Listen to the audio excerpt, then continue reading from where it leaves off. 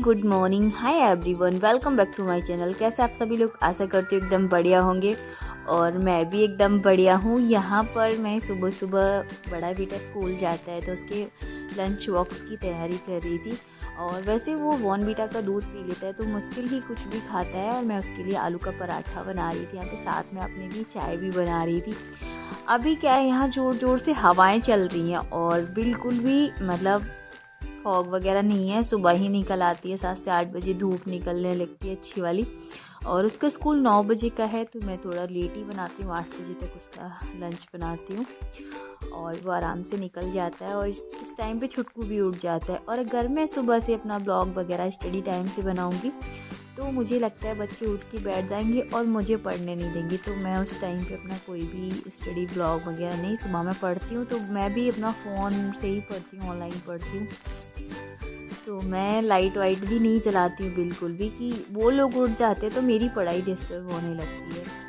वहाँ मैं उठ जाती हूँ 4, साढ़े 4, 5 बजे तक, तो वो 7 बजे तक मुझे मिल जाता है 2.5-3 घंटा मेरी पढ़ाई के लिए।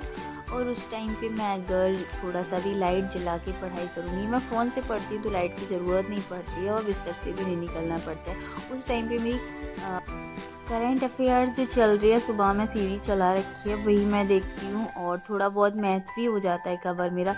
रीजनिंग और जीके जीएस मैं शाम को पढ़ लेती हूँ। और हिंदी क्लास दिन में अटेंड कर लेती हूँ, जो भी 12 बजे के आसपास, मतलब लॉन्ग क्लासेस रहती है उस पर जो 12 बजे कराते हैं उसमें कर लेती हूँ मैं।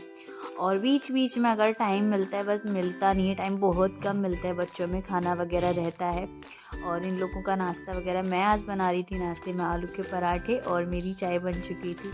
और बेटा बोलता है बहुत ठंडा पानी बोतल में रख देते हो मम्मा। हाँ, तो मैं उसकी बोतल भी पानी की तैयार कर रही थी। हल्का सा गुनगुना पानी, मतलब ठंडक ना रहे ऐसा पानी मैं उसकी बोतल में देती हूँ, क्योंकि गुनगुना तो हम नहीं दे सकते, शायद प्लास्टिक की बोतल होती है। बिल्कुल ज़रा सा हल्का सा गुनगुना मैं उसके लिए देती हूँ। और यहाँ दोनों उठ चुके थे और दोनों बच्चे, मतलब वही टेटे पेपे उनकी चलना शुरू हो जाती है बच्चे लोग सुबह से। और मैं अपने लिए साथ साथ में हमेशा, जो भी मेरे ब्लॉग देखते हैं उनको पता ही है कि मैं, जो भी छोटे बच्चे हैं जिसके भी, और वो बच्चों के साथ में स्टडी कर रहे हैं, तो उन लोगों को पता होता है कितना मुश्किल होता है सुबह से। मतलब अपना टाइम इतना मैनेज करना पड़ता है कि मतलब हर टाइम बच्चों को ध्यान रखो। अगर ज़रा सा भी कोई काम करने में लेट हो जाओ तो फिर पूरा दिन मतलब किधर निकल जाता है पता ही नहीं चलता है। सुबह से अपना पूरा टाइम मैनेज करके चलना पड़ता है। ज़रा ज़रा सा टाइम कि मैं इस टाइम पे ये कर लूँ, ऐसा कर लूँ, तुरंत की तुरंत सारा काम ख़त्म करना होता है। और अगर ज़रा सा भी तुम आलस कर गए, नहीं काम किया मैंने, ज़रा सा आलस कर गई, तो बस वहीं से सारा काम पूरे दिन का लेट हो जाएगा। और बच्चों को तो फिर अपना टाइम चाहिए रहता है उनको, बट मेरी पढ़ाई कटिंग, मतलब उसमें से कटिंग हो जाती है मेरे टाइम में से। तो मैं अपना टाइम बचाने के लिए हर काम को टाइम पे ख़त्म करने की कोशिश करती हूँ, कि जिससे मुझे मेरा टाइम मिल जाए पर्याप्त मेरी पढ़ाई के लिए। और मैं अपना सुबह में टाइम निकालने के बाद में, ये मतलब सुबह में 2-2.5 घंटा रहता है जिसमें मैं बच्चों का काम, अपना सारा काम, घर का जितना भी काम रहता है वो ख़त्म करती हूँ। और ये उठ गया था, ये मेरा माचिस लेके खेल रहा था, लाइटर माचिस कुछ भी नहीं छोड़ता है। मैं आटा लगा चुकी थी, आटा में माचिस की तेलियाँ लगा के बोल रहा था मैंने मॉन्स्टर बना लिया है। कार्टून देखते हैं, पता नहीं क्या क्या सीखते रहते हैं। और यहाँ मेरे वही पराठे की तैयारी चल रही है। थोड़ा सा प्याज, थोड़ा सा हरा धनिया, थोड़ी सी हरी मिर्च डाल के आलू का पराठा बना रही हूँ यहाँ पे मैं। और अपनी चाय पी के आ चुकी थी। तो बाकी यही रहता है, सारा कुछ थोड़ा थोड़ा हो जाता है। और हवाएं चल रही है तो मुझे सर्दी लगती है, मैं तो कैप लगा लेती हूँ यहाँ पे। लेकिन बच्चे लोग को ना ही सॉक्स पहनने होते हैं और ना ही कैप लगाना होता है, बट मुझे आदत पड़ गई है तो मैं अपना लगाए रहती हूँ। बट बहुत सारे लोग बोल देते हैं कि यहाँ पर ऊपर की जो सिल्फ है बहुत ऊंची है और उस पर मुझे अगर कोई कंटेनर, डब्बे वगैरह रखे हुए हैं तो बहुत स्टूल लगा के उतारने पड़ते हैं।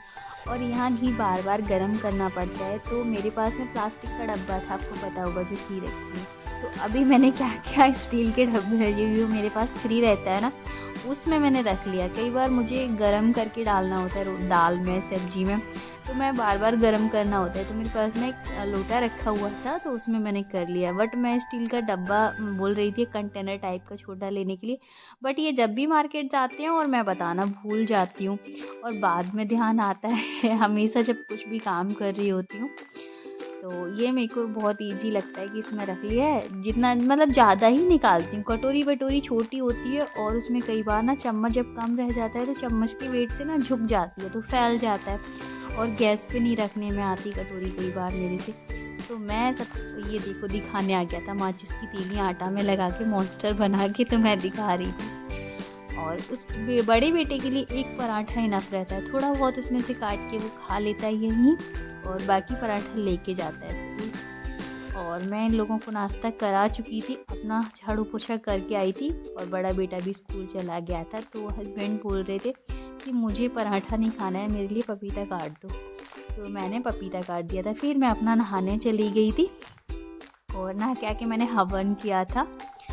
और खुद को भी साथ में रहता है, थोड़ा बहुत वो खेलना पसंद करता है, नहीं तो कई बार तो वो कुछ ना कुछ उल्टा कर देता है यहाँ। तो बट वो अब थोड़ा सा इंटरेस्ट आने लगा है, उसे देखता रहता है, कभी कभी आके बैठ भी जाएगा मेरे साथ में, बट 1-2 मिनट ही बैठेगा, वो पूरे हवन में नहीं बैठता है। और उसे उस टाइम पे अपनी कैंडी चाहिए रही थी कुछ। हम लोग जब मेरा सीटेट का एग्ज़ाम था तो हम लोग आगरा से पेठा वाली कैंडी लेके आए थे, तो वो उसे चाहिए रहती है। और यहाँ मैं वही मंत्र चल रहे थे, और मुझे तुरंत हवन करने के बाद में सब सामान समेट के रखना होता है, क्योंकि बच्चा छोटा है और वो आग से खेलते हैं अभी छोटे बच्चे। तो मैं दीपक यहाँ सिल्क पे ला के रख ली थी, और जो हवन कुंड था वो सीढ़ियों पे रख के आ गई थी उधर। मतलब वहाँ सीढ़ियों पे रख दो ना, पूरा घर सुगंधित होता रहता है घंटों तक, बहुत अच्छी स्मेल आती है हवन के बाद में, आप लोगों को तो पता ही होगा। तो मुझे बहुत अच्छा लगता है वो स्मेल। उसके बाद हवन के बाद मैंने अपना नाश्ता किया। नाश्ता करने के बाद में मैं आ गई अपनी पढ़ाई करने। ये काम 2 घंटे 2.25 घंटे में मेरा सारा काम हो जाता है, और फिर मैं अपना पढ़ने बैठ जाती हूँ। यहाँ पर वही मैंने बताया, दिन में मैं हिंदी की क्लास कवर करती हूँ। तो यहाँ जैसे ही मैं फ्री हुई और हिंदी की क्लास चलना स्टार्ट हुई थी, और जस्ट मैंने पूरी क्लास कवर कर ली थी यहाँ पे हिंदी की। ऐसा ही होता है कि मैं जल्दी से अपना काम फ्री करती हूँ, और जैसे ही मतलब एकदम मेरा नाश्ता हुआ और मैं फ़ोन उठा के बैठी, वैसे ही मेरी क्लास चलना। और यहाँ मतलब स्त्रीलिंग पुल्लिंग वगैरह पढ़ा रहे थे सर, तो वो मुझे अधिकतर आते हैं। कोई कोई शब्द होता है जैसे मुझे समझ नहीं आता है, तो मैं क्या करती हूँ, वो नोट करती जाती हूँ कि ये पुल्लिंग है, ये स्त्रीलिंग है, ये उभयलिंग है। तो उससे मतलब जो पता है नॉर्मली कवि का कवित्री इस तरीके से, तो वो नॉर्मल रहते हैं।